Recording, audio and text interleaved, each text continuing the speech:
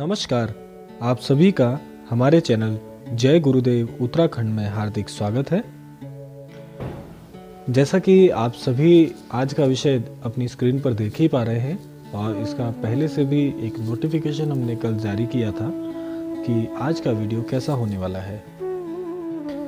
Video को start करने से पहले मैं हमारे सभी दर्शकों से आग्रह करना चाहता हूं, कृपया हमारे चैनल पर यूं ही अपना जो स्नेह है वे बनाए रखें और नए दर्शकों से भी आग्रह करता हूं, कृपया ज़्यादा से ज़्यादा हमारे चैनल को सब्सक्राइब करिए, लाइक करिए, शेयर करिए ताकि आप तक श्रद्धेय श्री नीम करौली बाबा जी की अद्भुत जो कथाएं हैं, जो जानकारियां हैं, जो उनके संस्मरण हैं, आप तक आसानी से पहुंच सके। तो आइए आपको लेके चलते हैं आज की कथा, आज के संस्मरण की ओर। जैसा कि आप सभी जानते हैं कि हमारे जो श्रद्धेय नीम करौली बाबा जी हैं वह अपनी जो रहस्यमयी लीलाएं हैं उनके लिए विश्व विख्यात हैं और उनकी जो अद्भुत कथाएं हैं वह सदैव विश्व प्रचलित भी हैं और सदैव अपने भक्तों को आशीर्वाद और अनुग्रहित करती रहती हैं, आशीर्वाद प्रदान करती रहती हैं। तो यह एक दिन लखनऊ की घटना है। एक दिन लखनऊ में श्री सूरज नारायण मेहरोत्रा जी, जो कि महाराज जी के कृपा के विशेष पात्र रहे हैं, तो उन पर यह आधारित संस्मरण है।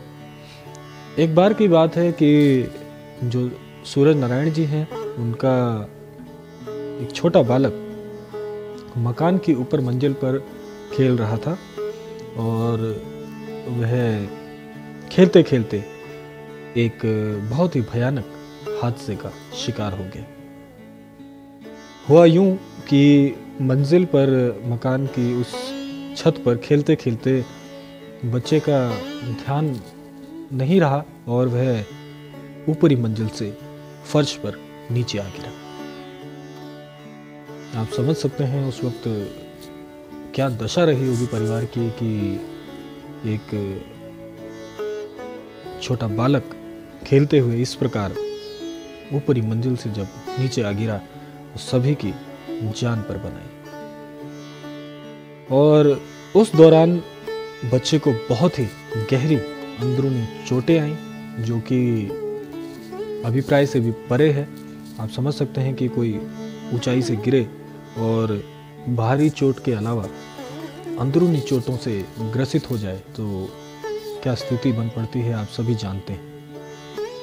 और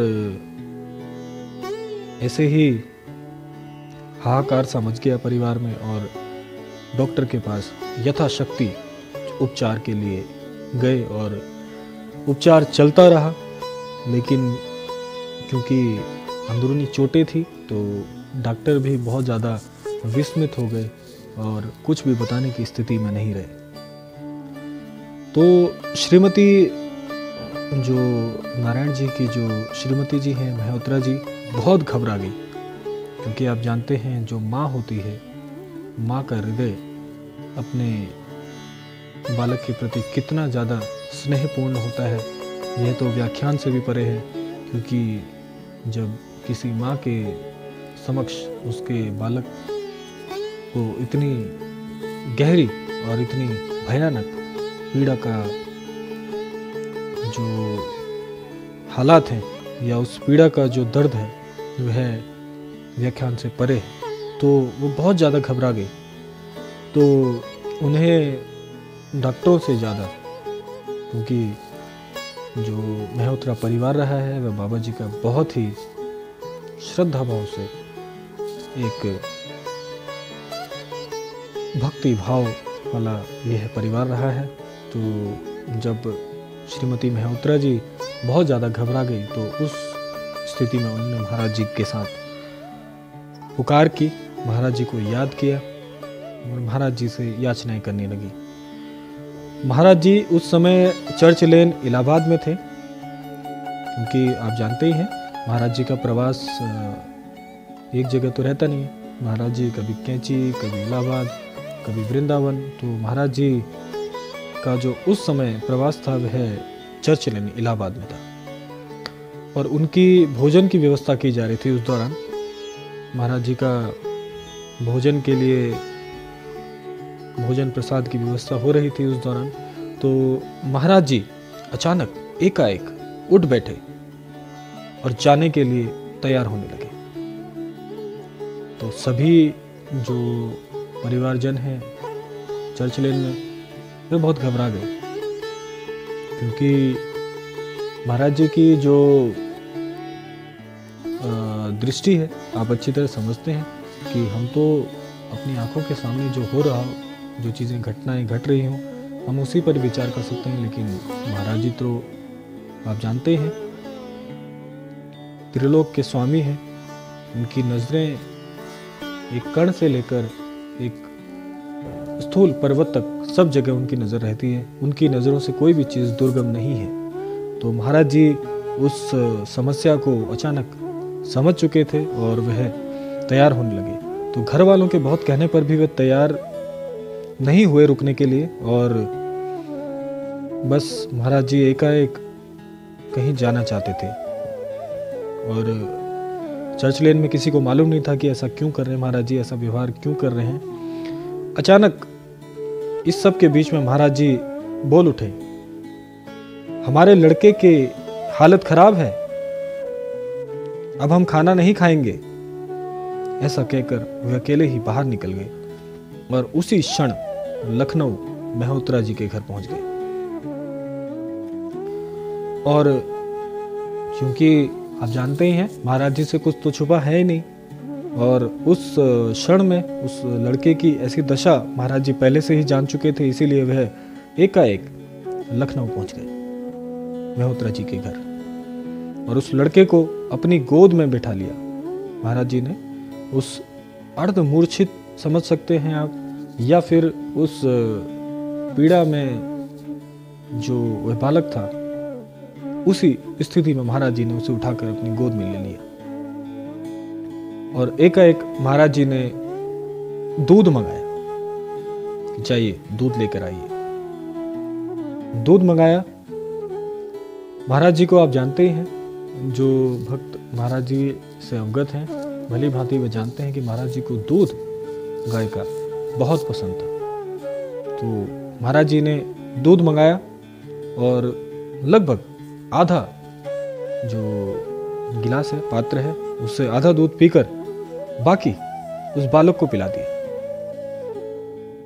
और बस आप समझ सकते हैं कि वह दूध तो महाराज जी के लिए था, उन सभी जनों के लिए था, मेहूत्रा जी के परिवार वालों के लिए वह दूध था। लेकिन उस बालक के लिए जो बचा हुआ दूध है, जो बालक को पिलाया गया यहाँ पर, वह किसी संजीवनी बूटी से कम नहीं था। और फिर क्या था, इसके पश्चात धीरे धीरे, या आप यूं कह सकते हैं कि उस स्थिति के अनुसार तो बहुत जल्द जिस स्थिति में वह बालक था उस स्थिति से तो बहुत ही शीघ्रता से उस बालक में जो है सुधार आने लगा और वे शीघ्र ही फिर से पुनः स्वस्थ हो गए।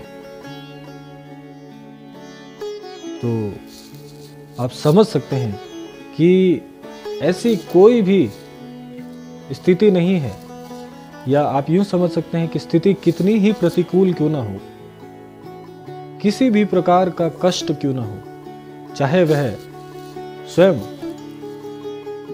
काल की ही चाल क्यों ना हो, लेकिन जहां पर हमारे महाप्रभु त्रिलोकदर्शी श्रद्धेय श्री नीम करौरी बाबा जी मौजूद हों, महाराज जी मौजूद हों, उस स्थिति पर तो क्षण भर में ही वह पूरी परिस्थिति को ही बदल सकते हैं। आप इस संस्मरण से यह समझ सकते हैं कि स्वयं महाराज ने इन्हें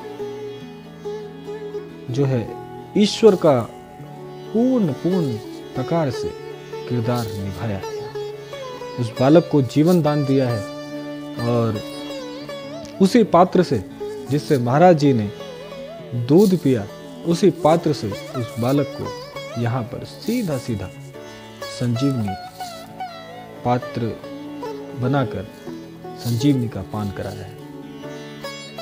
तो ऐसे हमारे महाराज जी अपने भक्त को हर कष्ट के निवारण के लिए सदैव तत्पर रहते हैं।